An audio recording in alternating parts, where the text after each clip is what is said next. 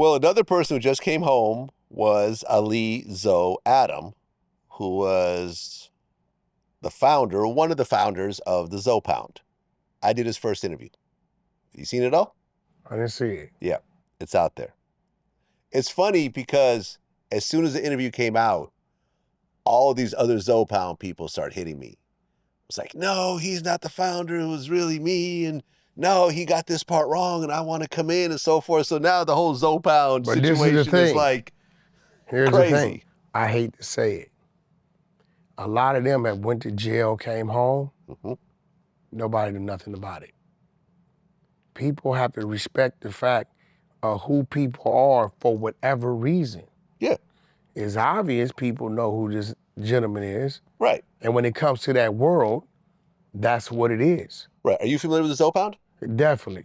Right. Because, for example, Terrence Gangster Williams was here yesterday, and he was in the same federal prison as Ali. And because of, there's a situation with Lil Wayne that happened. You know, Ali talked about it in our interview. Basically, at the time that Wayne and Birdman were not on good terms, Wayne's money was low, Ali came in and wanted to manage Wayne because he was, you know, had his hand in the music industry and so forth. And according to Ali, Wayne gave him like $250,000, you know, to put in the street and bring back a profit. So he said, cool, I'll go ahead and do that. You know, the money took a little bit slower to come back. And I guess Wayne started to get upset over that. Ali wanted, you know, to play a bunch of music for Wayne, and Wayne was extremely dismissive of it. So Ali got upset, you know, choked him up and took all his jewelry. Took all Wayne's jewelry? Yes. This is a thing. And when was this supposed to happen? When? Yeah. I'm not exactly sure about the date. Maybe 20...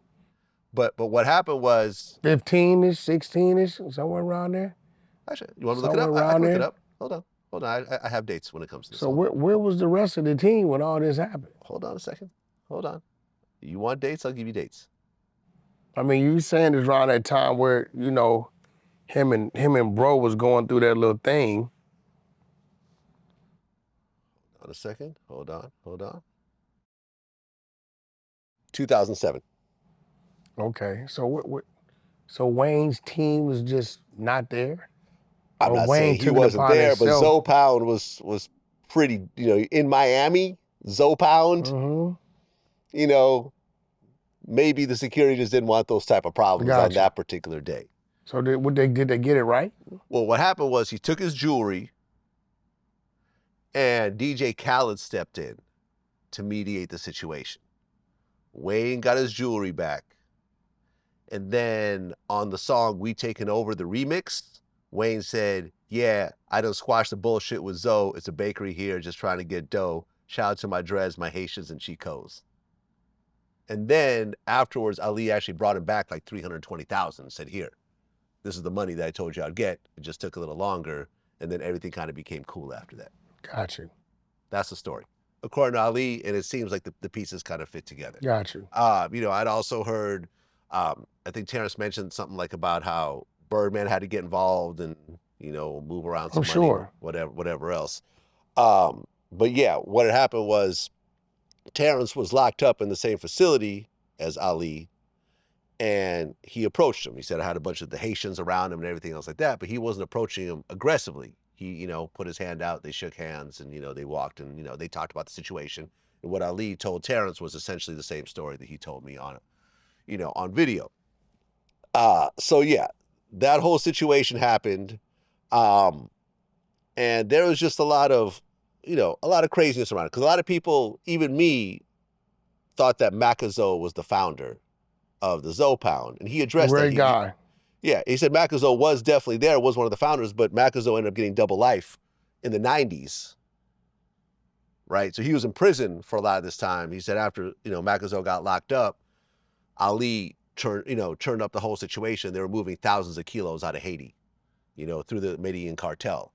And yeah, it's a fairly crazy situation. He got arrested for kingpin, CCE, conspiracy to distribute 6,000 plus kilos, money laundering, wire fraud, mortgage application fraud.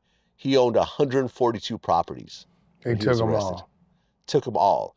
you know, whole subdivisions in Georgia and everything else like that. He owned a bunch of Subways, Dairy Queens, laundromats, etc. Ended up doing 18 years. Now he's out. He got love, that's all he did. 18 years, I mean, they probably gave him like 25 or so like that, 20, 22, 25. He got love, that's all he did, but tell people like when it comes to that, this is why I'm scared of the marijuana game. If it starts wrong, it's gonna end wrong. Well, because federally it's still legal. It's still illegal. Yeah. I think that will change though, maybe with the next president. Yeah, you know, you take $10 million of marijuana money and go buy a strip mall. And they don't have to, but if they want to, they can come take that because ultimately it's money laundering. Technically drug money. Yeah, you know what I mean? It's technically on drug a federal money. level, not a state level. Yeah, exactly. Yeah. But the feds don't supersede do the the state. feds really bust? That's just like Diddy.